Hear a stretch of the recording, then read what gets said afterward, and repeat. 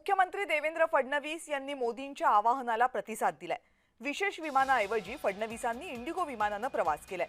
इंडिगोच्या विमानाने मुख्यमंत्री पुण्यातून बंगळुरूसाठी रवाना झाले। आर्ट ऑफ लिव्हिंगच्या 45व्या वर्धापन दिनानिमित्तचा कार्यक्रम आहे, त्यासाठी मुख्यमंत्री देवेंद्र फडणवीस हे बंगळुरूमध्ये उपस्थित राहणार आहेत। काल त्यांनी आपल्या निवासस्थानापासून ते मंत्रालयापर्यंतचा प्रवास हा बाईकने केला होता आणि आज ते विशेष विमान न वापरता प्रवासी विमानाने पोहोचले। या संदर्भात आणखी माहिती देत आहेत माझे सहकारी मनोज दयाळकर। मनोज, मुख्यमंत्र्यांनी वेगवेगळे मार्ग अवलंबवायला सुरुवात केलेली आहे जेणेकरून इंधनाचा वापर कमी होईल। हा सल्ला दिला जातोय त्यांच्या माध्यमातून इतर सर्व अधिकाऱ्यांना आणि नेते मंडळींना सुद्धा। पण नेते मंडळी आणि इतर अधिकारी याचं खरंच पालन करताना दिसतायत का?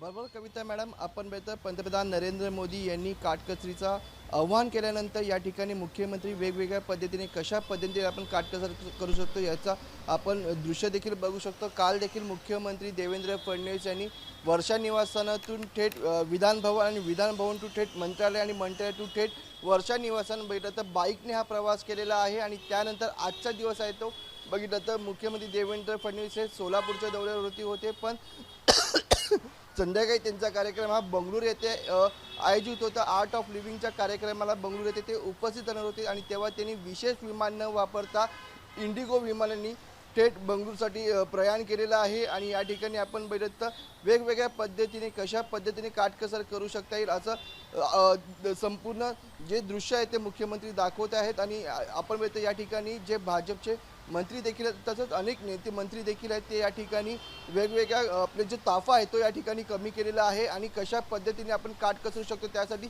इलेक्ट्रिक वाहनांचा देखील त्यांनी अवलंबन केलेलं आहे। आणि आपण बघतो या ठिकाणी सर्व मंत्र्यांकडून काटकसरी केली जात आहे आणि मुख्यमंत्र्यांकडून आपण बघतो या ठिकाणी बाईकने प्रवास केला जात आहे, तर विशेष विमान सोडून या ठिकाणी इंडिगोने देखील प्रवास केला जात आहे। धन्यवाद मनोज, तुम्ही दिलेल्या सगळ्या सविस्तर माहितीबद्दल।